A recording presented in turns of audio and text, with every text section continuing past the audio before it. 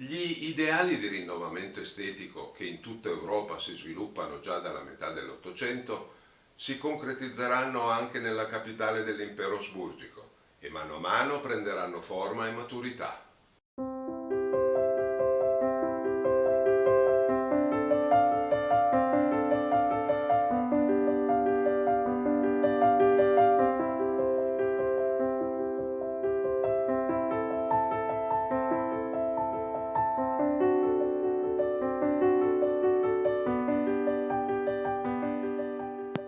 Tra la fine dell'Ottocento e i primi anni del Novecento, Vienna, capitale dell'impero asburgico, è certamente una delle città intellettualmente più vivaci al mondo. È una città piena di spunti e stimoli per l'architettura, per la pittura,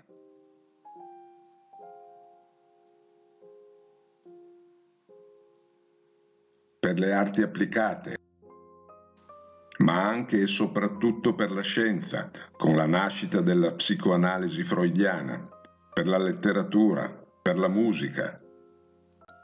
Vienna è la vera rivale di Parigi come città di riferimento per la modernità. Tutto questo si scontrava però con il gusto dell'imperatore Francesco Giuseppe, di carattere tradizionale e convenzionale. Come c'era da aspettarsi, l'insegnamento dell'Accademia delle Belle Arti di Vienna rispecchiava le tendenze e le preferenze del sovrano.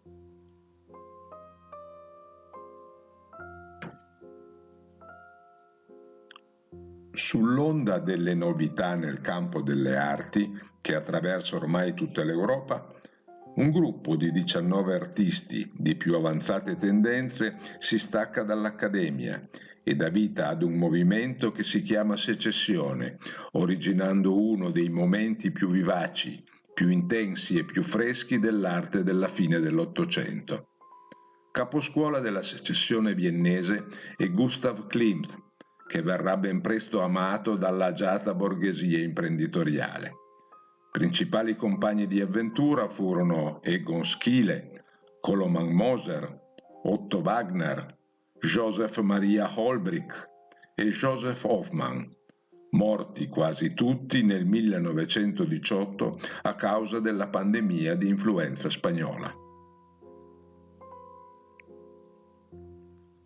Per le proprie esposizioni, il gruppo della Secessione decide di costruire una palazzina a ridosso del centro storico di Vienna, che serviva come spazio collettivo per gli artisti che aderivano a questo movimento.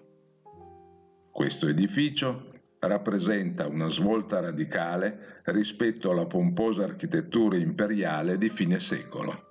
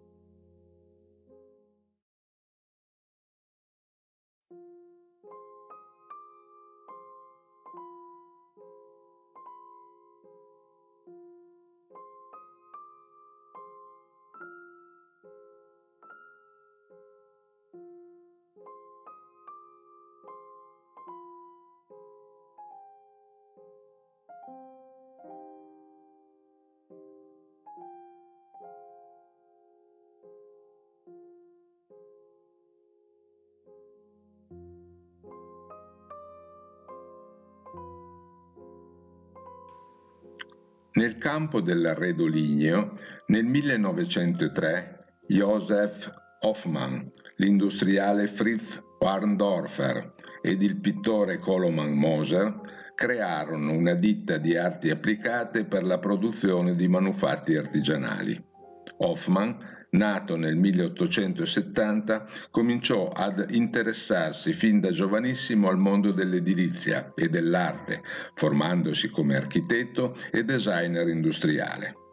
Alcuni suoi modelli utilizzano la tecnica della curvatura a caldo del legno, tecnica di cui abbiamo parlato nella puntata dedicata a Tonet.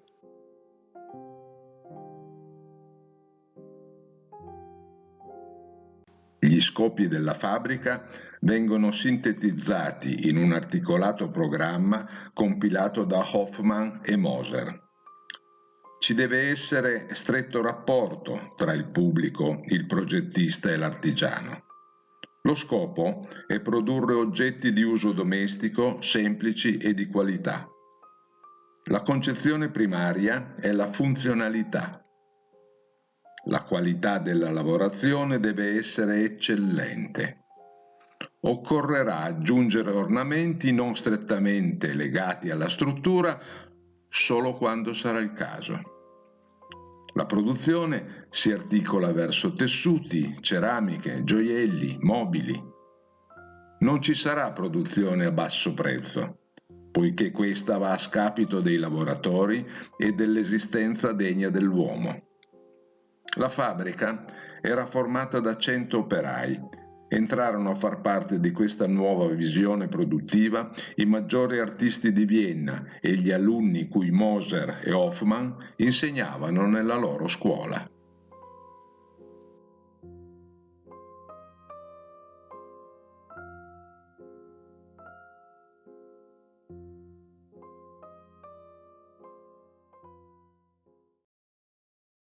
Iscrivetevi al canale e cliccate sulla campanella.